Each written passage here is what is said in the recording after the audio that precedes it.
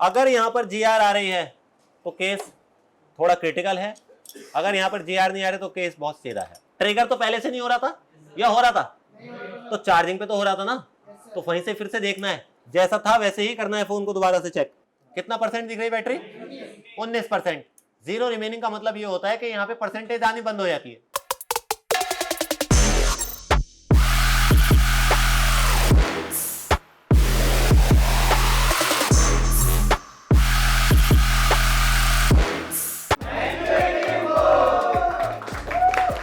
Hello दोस्तों, एक info के ऑफिशियल यूट्यूब चैनल पर आपका स्वागत है। आज हमारे पास जो सेट है 14 प्रो है जो नो रिस्पॉन्ड में है, और आप देखेंगे नो रिस्पॉन्ड को आप कैसे डायग्नोस करेंगे और किन किन चीज़ों का ध्यान रखें। चले आगे। देख के बताओ क्या बता रहा है। डीसी पर 2-3 है नहीं? ट्रिगर करके देखे क्या हो रहा है। ट्रिगर नहीं, कोई ट्रिगर नहीं हो रहा, नो रिस्पॉन्ड दिखा रहा है। अभी क्या दिखा रहा है मेरे भाई? क्या क्या रीजन हो सकता है नो रिस्पॉन्ड का? पावर डैमेज और ऑन ऑफ का ट्रैक नहीं हो सकता। अगर ऑन ऑफ का ट्रैक होगा या पावर से नहीं हो रहा होगा तो जब मैं चार्जर लगाऊंगा तो ऑन हो जाएगा या नहीं हो जाएगा? तो कैसे पता चलेगा मुझे? मेरे पास चार्जर का पत्ता होना चाहिए, इसने एक पत्ता बाहर निकाल रखा था किसी भाई ने। या आपके हाउसिंग का है सर? दिखाना।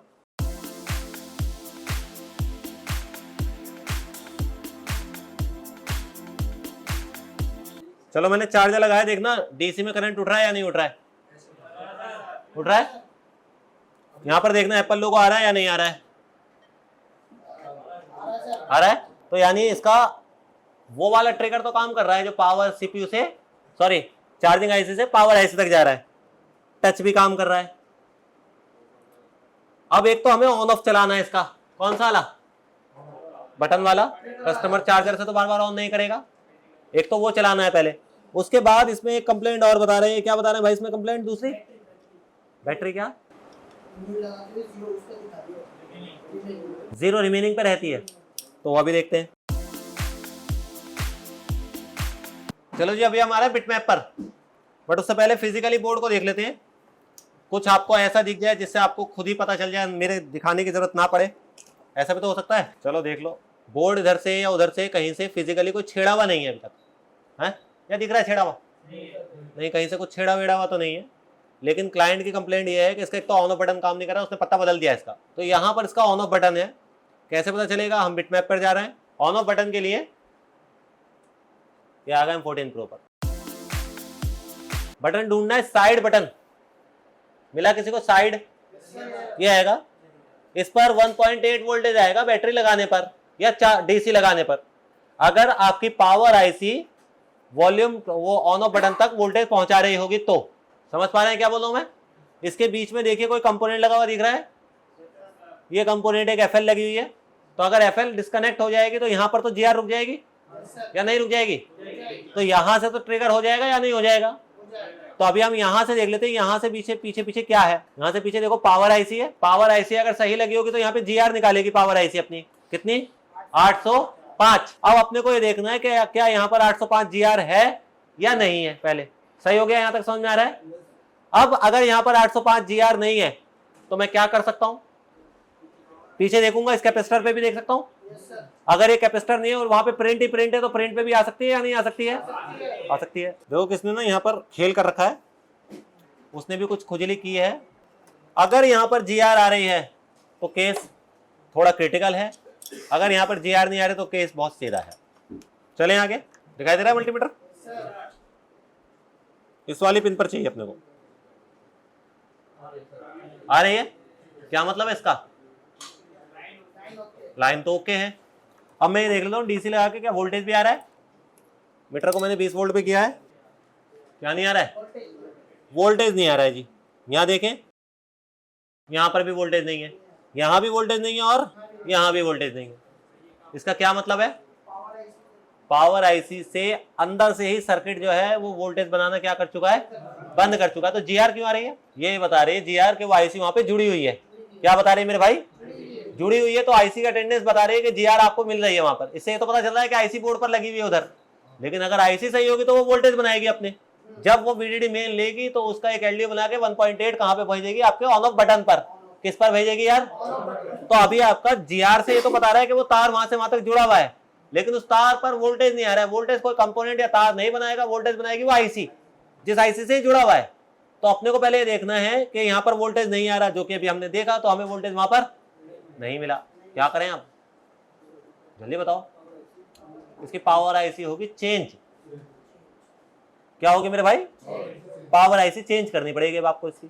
जब तक आप पावर आईसी चेंज नहीं करेंगे तब तक मसला सॉल्व नहीं होने वाला है। एक और काम की चीज दिखा रहा हूं, जरा पीछे देखना। अच्छा, ये एक ट्रैक दिखाया गया है यहाँ पर, जबकि इसमें लेयर कोई इन्वॉल्वमेंट नहीं है। ये आईसी इसी बोर्ड पर लगी है। इसके पावर, जैसे ये बोर्ड है तो इसके ये वाला बोर्ड देख लेंगे आप, अगर आपके देख के समझ में आ जाएगा थोड़ा सा। यहाँ पर ऑन ऑफ बटन है, यहाँ पर पावर आईसी है, तो नीचे लेयर पे जाने का तो कोई मतलब नहीं है। लेकिन लेयर पे टेस्टिंग पॉइंट दिया गया है। किस लिए दिया गया है? कि आप चाहें तो इसे पीछे से चेक कर सकते हैं यहां से।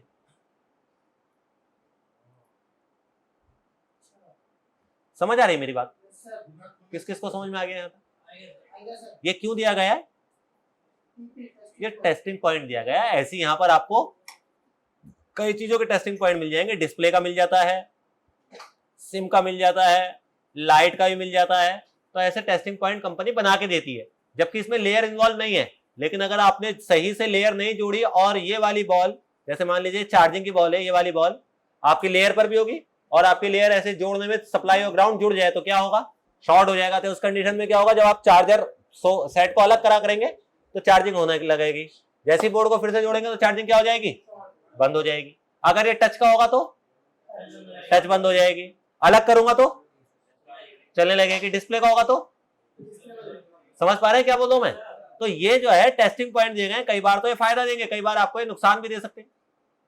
ऐसी कंडीशन में क्या होगा? जब आपने लेयर जोड़ी, आपने लेयर को देख रहा है बस ऐसे फिजिकली कि ठीक जुड़ गई है, ऐसे नहीं देखनी होती ना। कस्टमर को ऐसे जोड़ के ऐसे दिखा के दे दोगे या चला के दोगे?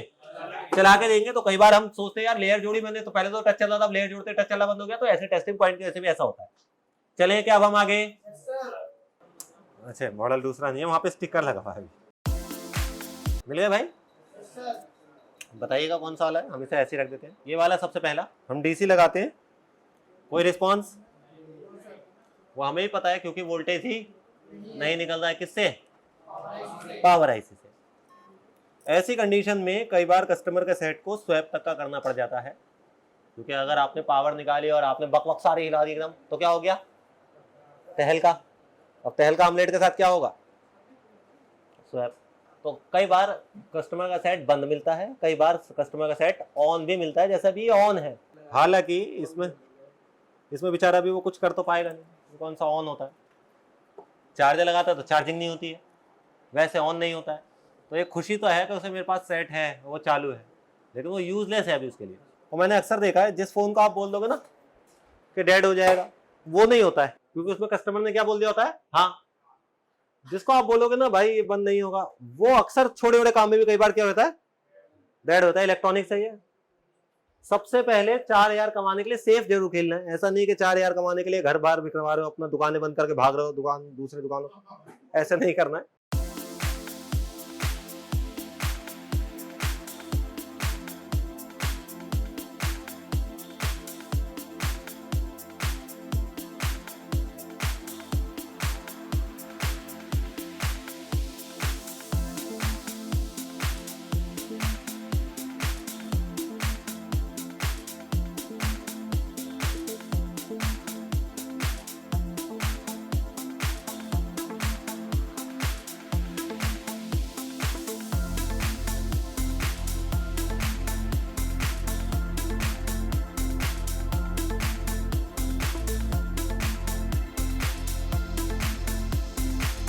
देखो एक काम की चीज दिखाता हूं आपको। इन बॉलों में कुछ फर्क दिख रहा है? ऐसे ये बॉल कैसी दिख रही है? कटी कटी है ना? यहां बॉल कैसी दिख रही है? यहां पर पूरी गोल गोल। कोशिश ये करनी है जब भी आप सैंडविच खोलें तो बॉल ना कटी कटी आया करे। कटी कटी आने का मतलब ये है कि आपने पूरी तरह से बोर्ड को गर्म नहीं किया, उससे पहले बोर्ड आप खोल चुके हैं। अगर ये बॉल मेल्ट हो जाती है, गोल हो जाती है, इसका मतलब क्या है कि अगर आपने सारी तरफ की गोल कर ली बिल्कुल, तब आप इसे उठा रहे हैं, इसका मतलब क्या है, आपने बोर्ड को ओवरहीट कर दिया है। समझ पा रहे हैं क्या बोल रहा हूं मैं? तो जब भी आप कोई सैंडविच खोल रहे हैं, तो जब भी आप खोलें तो इस चीज का दिमाग में रखना है कि इतना गर्म करना है कि ये हाफ कटिंग पे आ जाए। हाफ मेल्टिंग बोलते हैं इसे हम, क्या बोलते हैं? Half melting. कई बार आपके पास सैंडविच बोर्ड ऐसे आएंगे जिसमें आप सेट को खोलेंगे और जो इसमें देख रहे होंगे वो रिलेट कर जाएंगे, जो काम करते हैं पहले से। उसकी अपर बोर्ड की बॉल ना काली निकलेंगी, जैसे उन पे जंग आ जाता है, उस पर आप डिशोल्ड वायर रगड़ेंगे वो काली रहेगी। उस कंडीशन में क्या होता है कि आपके हैंडसेट का ये चलते चलते क्रॉसिंग की वजह से, जैसे सप्लाई की वजह से जंग आया था ना, ऐसे जंग आ जाता है। उस कंडीशन पे उसमें सिल्वर नहीं चढ़ता है। अगर नीचे की बॉल है तो उस पर लेयर नहीं बनती है, ऊपर की बॉल है तो उस पर टच नहीं होती है। तो इसके लिए हम क्या कर सकते हैं, नीचे वाली बॉल पे सैंड पेपर देखा है सभी ने, रेगमाल, रेगमाल से हल्का हल्का घिस देना है उसे, और किसी चीज का यूज नहीं करना है, ब्लेड से या आपका किसी और रबर वगैरह से या डिशोल्ड वायर से। वो फ्लैट हो तो जाएगी लेकिन उस पर चमक नहीं आएगी।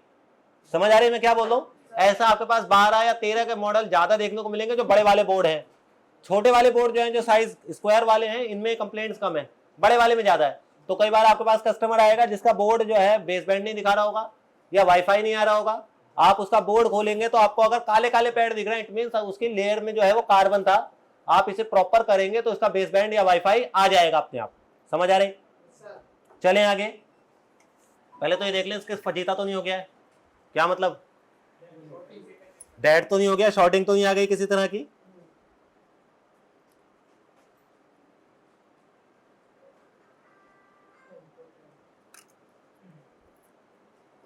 इस ग्लू पे ना कोई केमिकल नहीं डालना होता है, ये गंदा कर देगा बोर्ड को, फिर आपको आगे जाके ना परेशानी होगी इससे।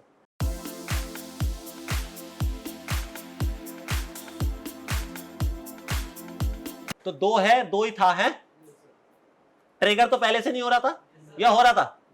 तो चार्जिंग पे तो हो रहा था ना, तो वहीं से फिर से देखना है, जैसा था वैसे ही करना है। फोन को दोबारा से चेक, बिना डिस्प्ले के ही बता दोगे यार कि ऑन हो रहा है या नहीं हो रहा है? कौन कौन बता सकता है? तो मैं चार्जर लगाऊंगा, आप बता दो कि क्या कंडीशन दिख रही है आपको।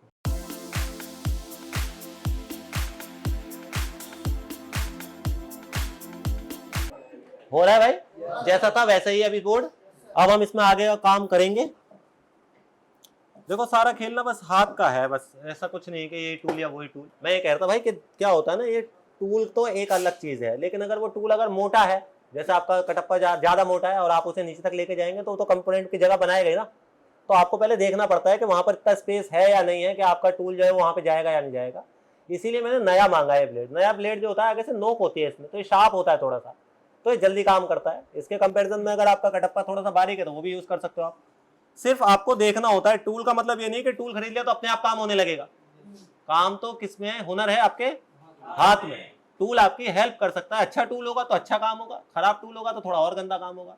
अब इसमें मैं चिमटी से ग्लू कट करने लगूं, मैं कहूं मेरा हाथ बहुत अच्छा है, हो जाएगा क्या? नहीं। क्यों? हाथ तो अच्छा है मेरा, टूल हेल्प तो करेगा। लेकिन अब मैंने कटप्पा ले लिया है, स्क्रैपर ले लिया है और मेरा हाथ अच्छा नहीं है। अब पहली प्रायोरिटी में क्या है? दूसरा टूल हैंड स्किल अच्छा होगा तो आपको पता होगा ना कि कौन सा टूल इस पे लगेगा या नहीं लगेगा। पहले ना ऐसे लाइन बना लेनी होती है,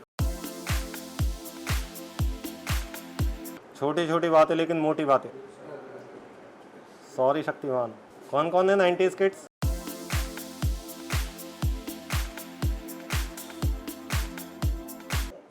क्या डिपेंड करता है कितना गहरा है। जैसा आपको मैंने ब्लेड मारा हाथ पे, नस नहीं कटी तो ठीक ही है, पट्टी हो जाएगी। नस कट गई तो मसला है।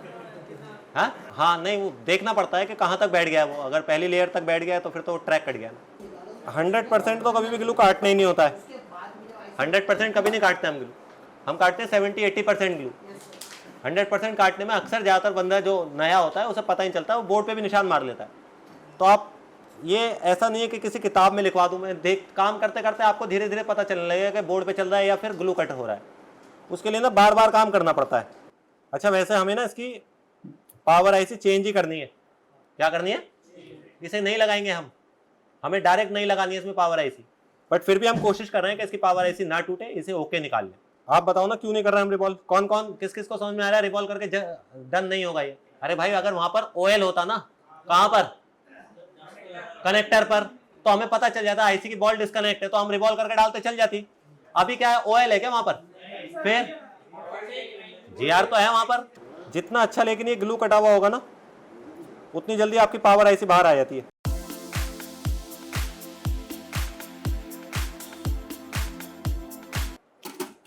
कटप्पा देगा कोई मुझे? स्क्रैपर यूज नहीं करना है, स्क्रैपर यूज करोगे तो स्क्रैपर में ताकत नहीं लगती है। हमें ना इसे थोड़ी जल्दी निकालना होता है। रीजन कई बार जैसे बैक पावर बैक सीपीयू होता है उस कंडीशन में, या फिर इसके पीछे बिल्कुल नैंड वगैरह लगी है तो ड्राई हो जाए नैंड ज्यादा देर तक हीट मारने पर, तो कटप्पा से थोड़ी ताकत से निकालते हैं हम इसे। क्या करते हैं भाई, थोड़ी ताकत यूज करते हैं।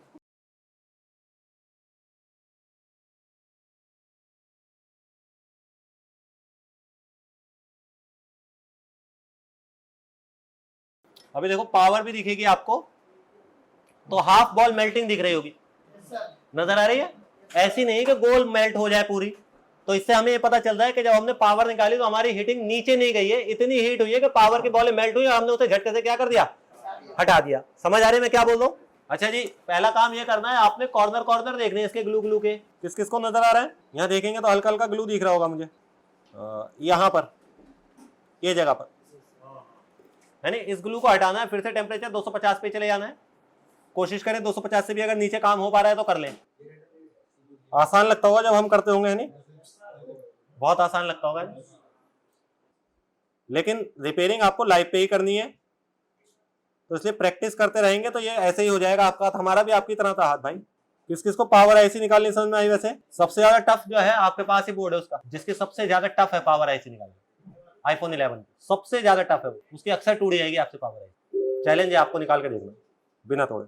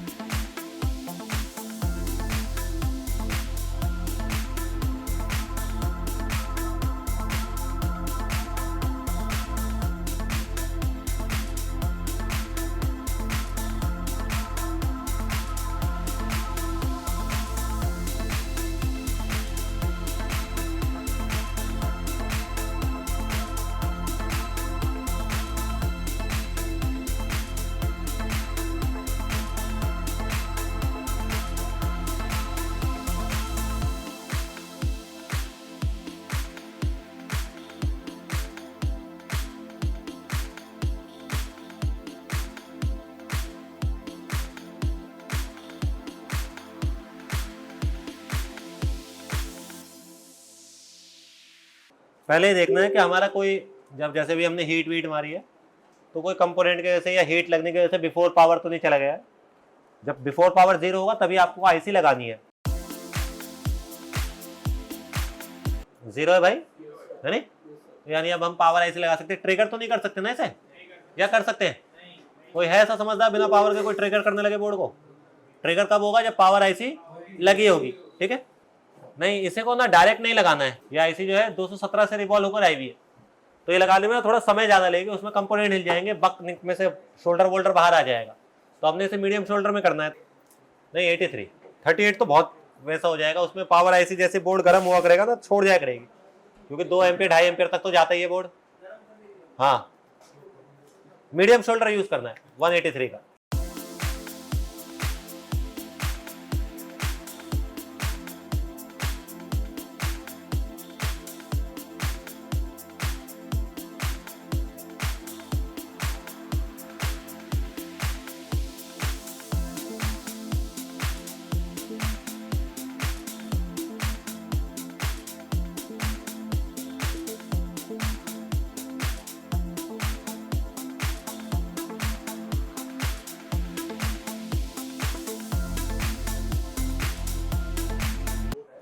टेम्परेचर रहेगा 280, एयर 0।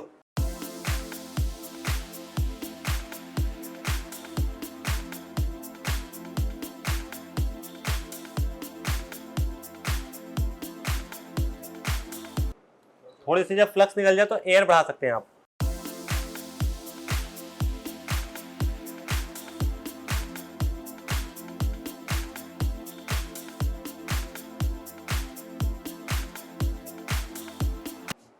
देखे भाई, आई आवाज? बताओ क्या ऑन हो रहा है पूरा?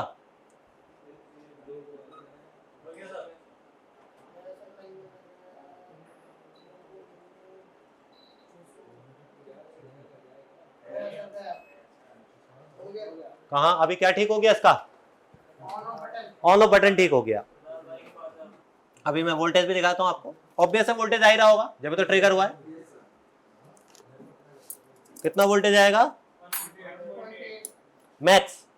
अभी तक एप्पल का कोई भी बोर्ड ऐसा नहीं बना जो आपका 1.8 से ज्यादा से ट्रिगर हो रहा हो, यानी मैक्सिमम 1.8 है, मिनिमम 1.2 से भी होता है बहुत सारे। तो 1 वोल्ट से 1.8 तक अगर वोल्टेज नहीं आ रहा है नो रिस्पॉन्ड में, आपका 0 आ रहा है, 9 आ रहा है या 7 आ रहा है, इट मीन कम वोल्टेज आ रहा है, ड्रॉप कर रहा है वोल्टेज, या बिल्कुल 0 है, इट मीन आपको पावर आईसी को चेंज करना पड़ता है। रिवॉल्व करके काम नहीं चलेगा। रिवॉल्व करके कब काम चल सकता है? जब उस पर जीआर ही ना होती। अगर जीआर नहीं होती तो हम रिवॉल्व करते तो बॉल कनेक्ट होकर जीआर भी निकालने लगते, हो सकता है वोल्टेज भी बना रही होती है आईसी अंदर अंदर, लेकिन इसमें क्या था, जीआर तो आ रही थी लेकिन वोल्टेज नहीं बना रही थी आईसी। करे भाई चेक।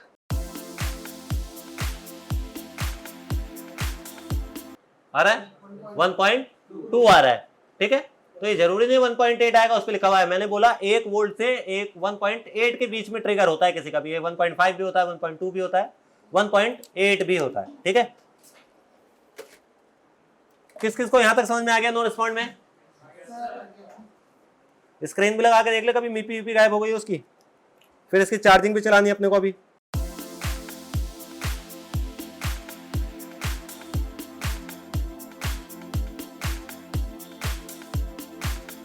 और क्या कंप्लेंट बता रहे थे बिलाल भाई इसमें आप? चार्जिंग, चार्जर लगाने पे बोल रहे हैं 0 रिमेनिंग आता है चार्जर लगाने पे जी। क्या आता है? यानी एक ही फोन में 2 फॉल्ट है। पहला तो ठीक हो गया है, पासवर्ड बोलना जरा इसका।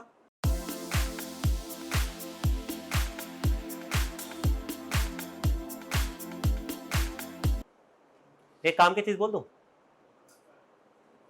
ये करंट दिख रहा है यहां पर, अगर ये 100 से ऊपर है, कितने से? जैसे स्लिप मोड में जाएगा फोन, स्लिप मोड का मतलब समझते हो, धीरे धीरे सारे सेक्शन क्या होता है, जैसे ऑन होते हैं तो धीरे धीरे करंट लेना स्टार्ट करते हैं, तो पीक पे चले जाता है 2000 तक, 2500 तक, 3000 तक। फिर धीरे धीरे सेक्शन बंद होने स्टार्ट होते हैं, तो करंट धीरे धीरे सेक्शन छोड़ना स्टार्ट करते हैं, तो स्लो स्लो स्लो स्लो करके सिंगल डिजिट पे आ जाना चाहिए। ये कितने डिजिट पे आ जाना चाहिए? सिंगल डिजिट का मतलब समझते हैं, 1 से 9 के बीच में आ जाना चाहिए। ज्यादातर स्टैंडर्ड जो है वो 5 या 9 है, 9 से ऊपर का नहीं होता है। इसका जो है स्लिप मोड वो 22 है, अभी देख रहे हो आप, कितना है देखो, 22 21 दिख रहा होगा। अभी हमें थोड़ा सा और वेट करना है ये स्लीप मोड जाने में। एक तो होता है स्क्रीन बंद होना स्लीप मोड, कई बार आपके पास क्लाइंट आएगा वो कहेगा बैटरी ड्रेन कर रही है। क्या कर रही है? तो ड्रेन में 3 चीजें देखनी होती हैं।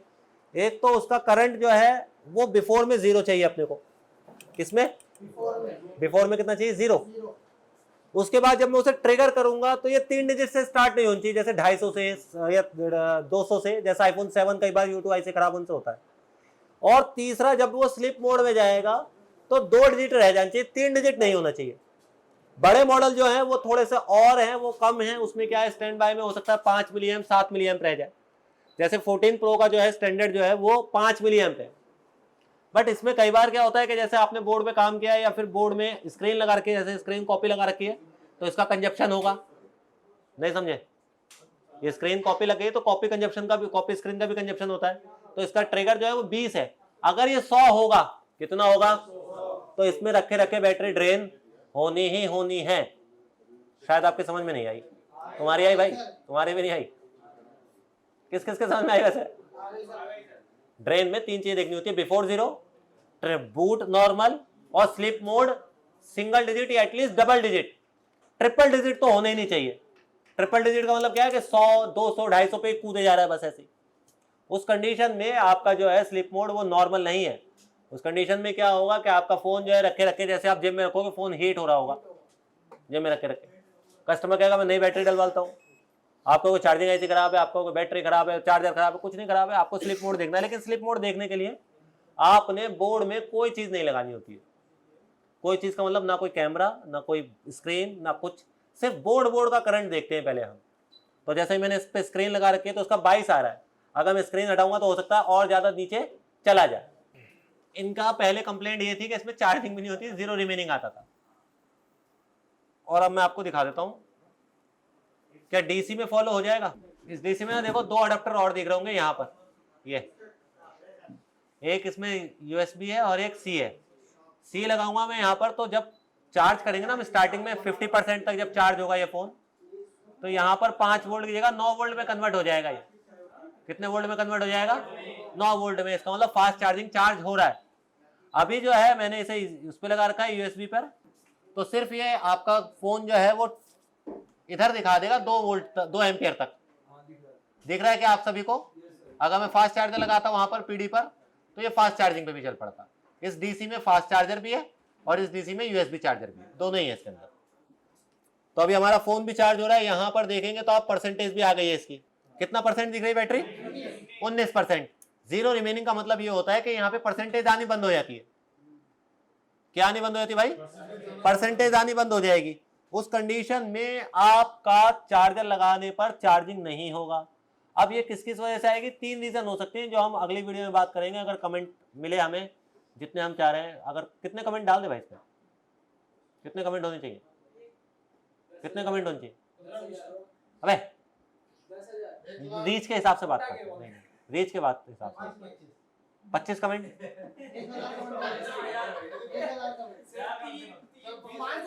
500 कमेंट पे डाल देंगे हैं।